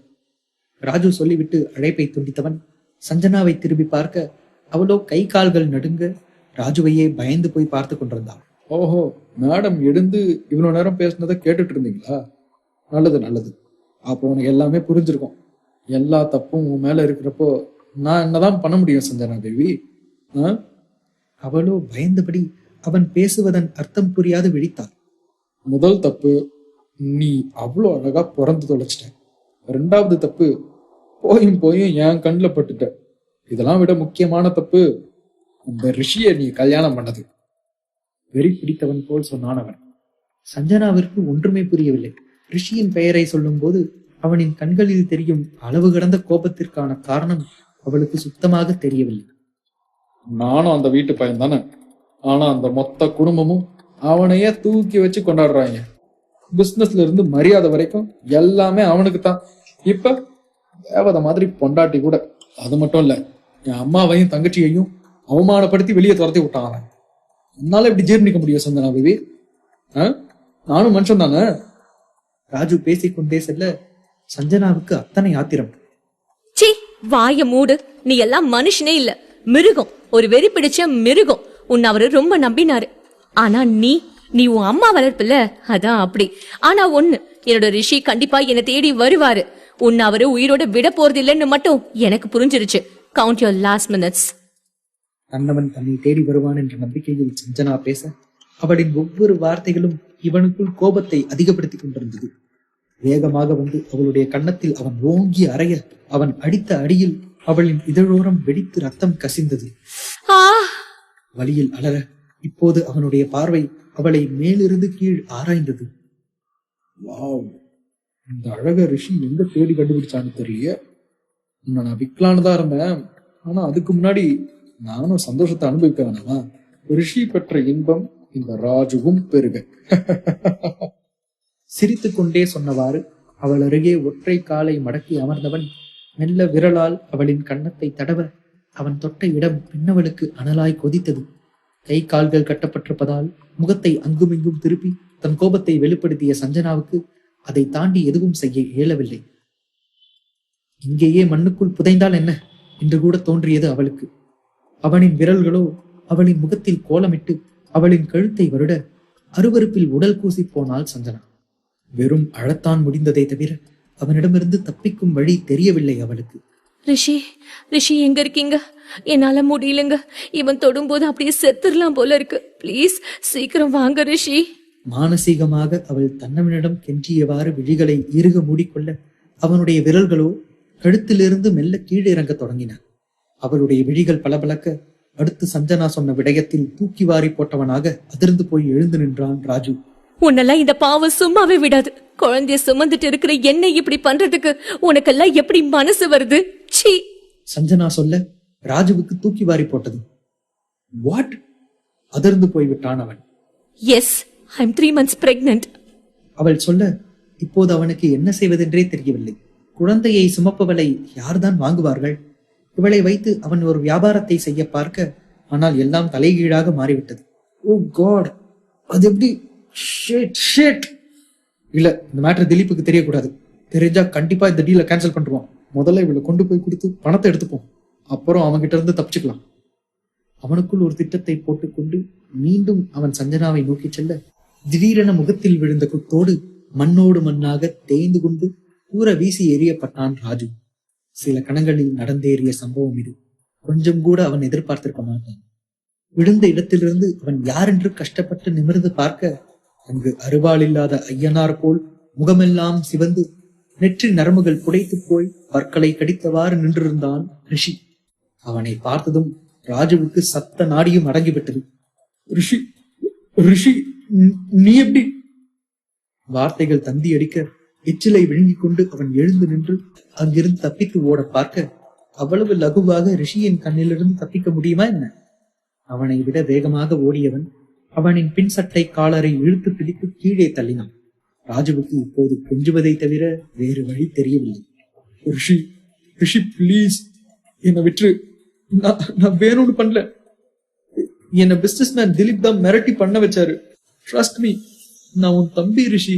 நான் அப்படி பண்ணுவனா? திலீப்பை போட்டு கொடுத்து வாயிற்கு வந்த பொய்யை சொல்லி தப்பிக்க பார்க்க அவனை துளைக்கும் பார்வை பார்த்த ரிஷி அடுத்த கணம் அவனை நோக்கி தன் துப்பாக்கியை குறி வைத்திருந்தான்.